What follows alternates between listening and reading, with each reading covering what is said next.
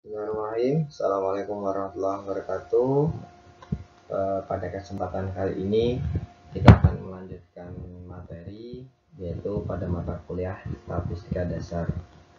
Untuk pertemuan kali ini kita akan membahas terkait dengan macam-macam tabel distribusi frekuensi seperti itu, dimana ada tiga macam tabel distribusi frekuensi relatif, ada tabel distribusi frekuensi kumulatif, ada dua macam di sini, ada kumulatif kurang dari dan ada kumulatif lebih dari.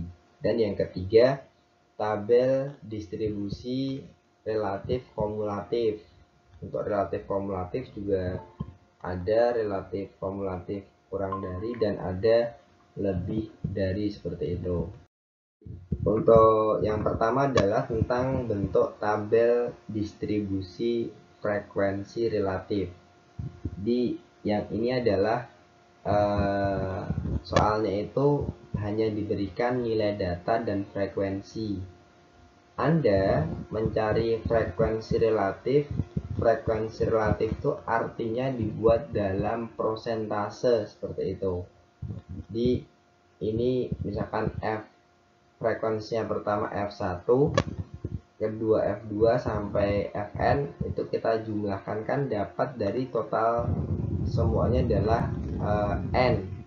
Maka F1 aksen itu adalah Fi dibagi jumlahnya dikali 100%, seperti itu.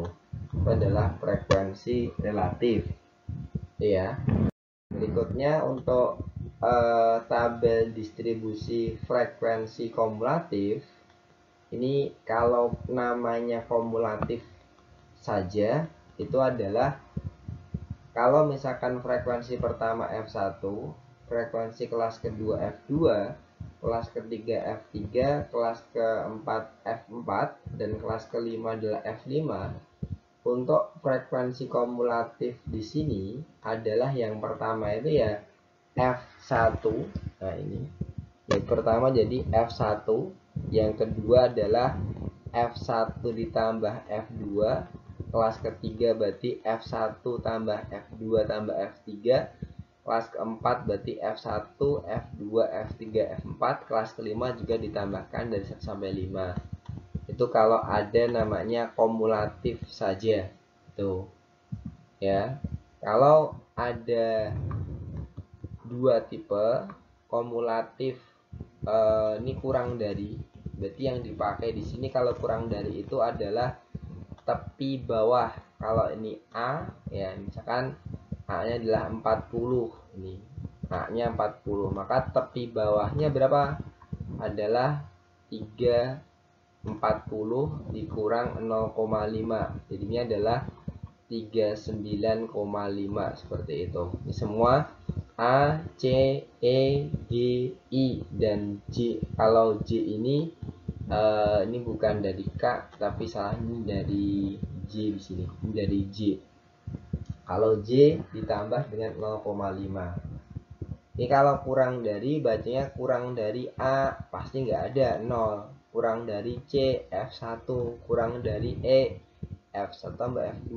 Kurang dari G, F1, F2, F3. Kurang dari I, F1, F2, F3, F4. Kurang dari J, berarti semuanya, seperti itu. Itu yang kurang dari. Berikutnya ada yang namanya lebih dari. Nah, ini dibaca A atau lebih, tapi biasanya untuk pengertian enaknya tuh lebih dari A gitu aja. Lebih dari A berarti apa? Semua. Lebih dari C berarti F5, F4 tambah F3 tambah F2. Lebih dari E, F5, F4, F3. Lebih dari G, F5, F4. Lebih dari I, F5. Lebih dari, ini bukan K, lebih dari J adalah 0, seperti itu. Itu adalah tabel frekuensi kumulatif itu ya. Itu yang kedua. Yang ketiga ada namanya bentuk relatif kumulatif. Nah, jadi relatif kumulatif Jadi untuk relatif kumulatif ini langkah pertama adalah Anda harus cari dulu mana frekuensi kumulatif dulu. Nah, kumulatif itu yang biasa, yang pertama tadi, bukan yang kurang dari atau lebih dari, kumulatif saja. F1, kelas kedua F1 tambah F2, kelas ketiga F3, F1, F2, F3, kelas keempat F1, F2, F3, F4, kelas kelima adalah F1, F2, F3, F4, dan F5 seperti itu.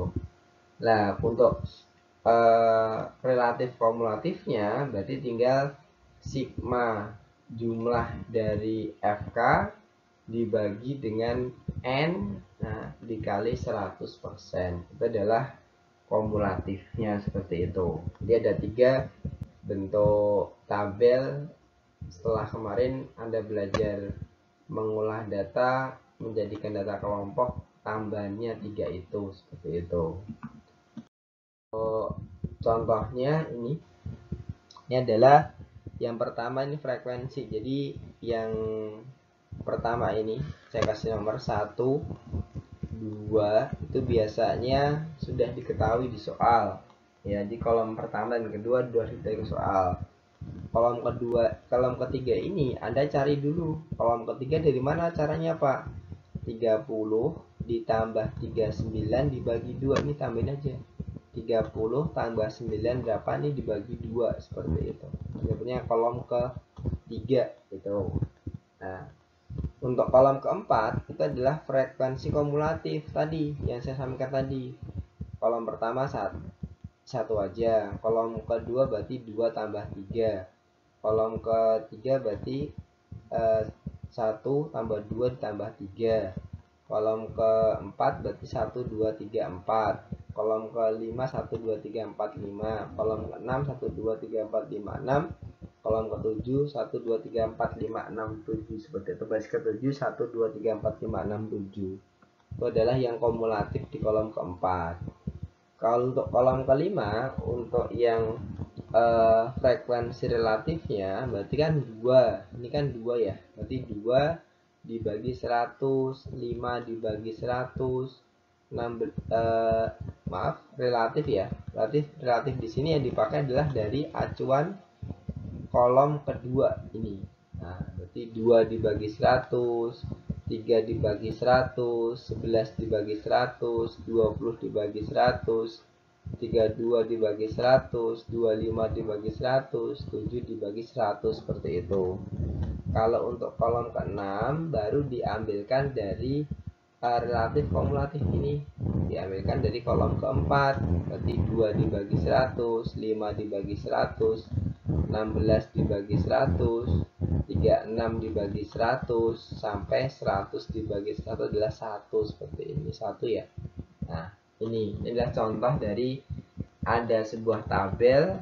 Kemarin kan Anda membuat tabel kelompok ya, nanti dilanjutkan menjadi frekuensi kumulatif sama frekuensi relatif dan relatif kumulatif, seperti itu. Baik, selanjutnya adalah ini macam-macam diagram tidak berkelompok ya. Kemarin diagram batang, lingkaran, garis. Kalau untuk diagram terkelompok itu ada 3 macam, histogram, poligon, sama frekuensi. Poligon, frekuensi, dan ogive. Ada 3 macam. Histogram dan frekuensi merupakan bentuk diagram batang yang digunakan untuk menggambarkan distribusi frekuensi, seperti itu. Kalau poligon atau kurva merupakan bentuk diagram garis yang digunakan untuk menggambarkan distribusi frekuensi. Kalau ini kemarin Anda sudah bahas juga, mereka Anda membuat itu, suruh saya membuat diagram batang garis itu ya. Nah, itu sudah digambarkan. Nah, kalau contoh diagramnya ini sama. Jadi dari sini ada frekuensi relatif. Ini yang dipakai adalah titik tengahnya yang dipakai. Ini titik tengah dari frekuensi. Ini frekuensi. Yang biru adalah batang dari histogram frekuensi. yang merah adalah histogram frekuensi relatif seperti itu ya. Untuk yang berikutnya contoh dari poligon juga sama, ada dua macam, yang X adalah nilai tengah, yang Y yang sebelah kiri adalah frekuensi saja, sebelah kanan adalah relatif saja. Jadi dipakai diagram garis seperti itu.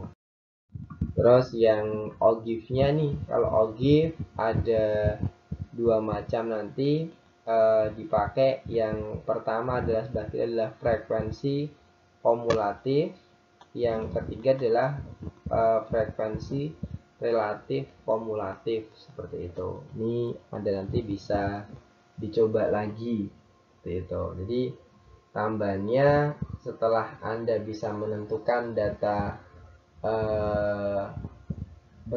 tidak berurutan menjadi data tunggal, menjadi data kelompok, lah Anda masih harus menambahkan pada frekuensi kumulatif, frekuensi relatif, dan frekuensi relatif kumulatif seperti itu.